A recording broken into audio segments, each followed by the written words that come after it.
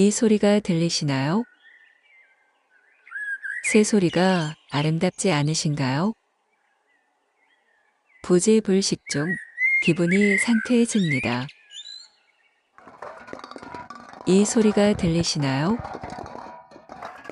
물체끼리 부딪히는 둔탁한 소리에는 앞에 새소리만큼의 감흥이 일어나지 않습니다. 그렇다면 새소리와 물체소리의 차이는 무엇일까요? 새소리는 감상이 일어나지만 물체소리는 그런 감상의 폭이 적게 됩니다. 다시 말해서 새소리에는 나의 해석이 첨가되는 반면에 물체소리에는 나의 해석이 별로 가미되지 않습니다. 그렇다면 물체 소리를 넘어서 일상에서 흔히 접하는 소리를 들으면 어떨까요?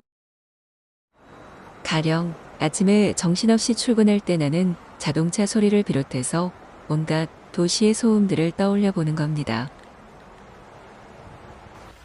혹은 저녁에 한적한 길을 산책할 때 귓가를 스치는 바람 소리나 다양한 풀벌레 소리들도 좋습니다. 이렇게 무심코 접하는 소리에는 어떤 특별한 해석을 넣지 않고 그냥 흘려보내게 됩니다. 있는 그대로 듣는 것이지요. 보는 작용 역시 같습니다. 늘 보던 사물과 현상들에 대해서는 나만의 주관적인 해석을 넣지 않습니다. 그냥 눈에 망막에 비추어졌다가 저절로 사라질 뿐입니다. 이렇게 해석을 넣거나 빼는 행위는 적자 생존을 위해서 매우 중요한 기능입니다. 만일 불필요한 현상에 해석을 가하게 되면 그만큼 에너지 손실이 커지고 우리의 뇌는 과부하가 걸려 그 기능이 손상됩니다. 그래서 뇌는 생존에 보탬이 되지 않는 정보는 망각하거나 그대로 통과시켜 에너지 소모를 줄이게 됩니다. 이런 뇌의 기능을 고려하면 우리는 하루 가운데 상당히 많은 시간을 특별한 해석 없이 보내고 있습니다. 있는 그대로 보고 듣고 맞고 맛보고 느끼면서 보내는 것이지요. 그런데 언제부터인지 정보에 대한 방관이 깨달음의 유력한 방법으로 부상하고 있습니다. 이들의 주장에 따르면 보고 듣는 정보에 자신만의 해석을 보탬으로써 개체의 중생으로 갈라지게 되었다고 합니다. 그러므로 자신만의 해석, 다시 말해 주관적 분별을 섞지 않고 보거나 듣게 되면 그것이 순수의식이며 현존의 깨달음이라는 것입니다. 나의 분별이 일어나면서 생로병사를 비롯해 온갖 괴로움이 발생했으니 그런 분별을 없앤다면 문제거리가 사라질 것이 분명합니다. 마음이 지극히 평온해질 테고 그런 심리 상태를 열반이라 부릅니다. 그리고 이렇게 열반을 누리는 나를 진짜 나라고 해서 참나 혹은 불성이라 부르는 것이지요. 이 소리가 아닙니다. 이 소리도 아닙니다. 영각사는 소리가 나지 않습니다. 이 소리도 아닙니다. 이 소리도 아닙니다. 참나에는 분별이 섞이지 않습니다. 그렇다면 정보에 대해 분별하지 않는 상태가 정말로 불교에서 말하는 깨달음이 맞을까요? 생명의 진화는 분별의 능력을 키우는 쪽으로 일관되게 이루어져 왔습니다. 원시적 단세포 생물은 외부에서 들어오는 정보에 대한 해석이 거의 없습니다. 참나의 관점에서 보면 현존하는 깨달음 그 자체였던 것이지요. 그러다가 적자 생존을 위해 정보에 대해 분석하고 민감하게 반응하게 됩니다.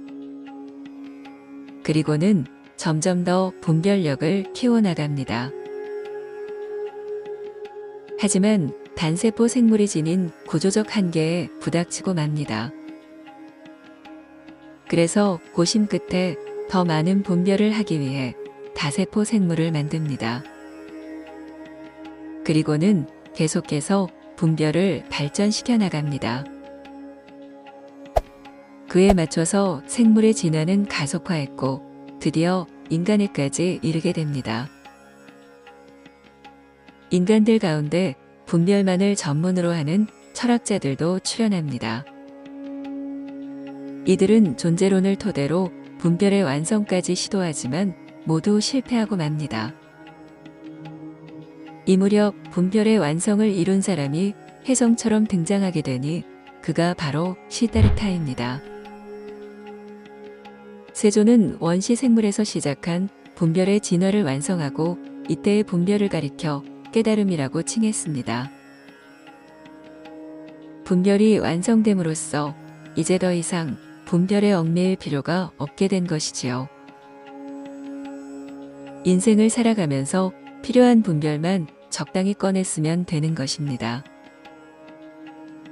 이것이 불교가 반야의 완성을 지향하면서도 분별에서 자유로운 이유입니다.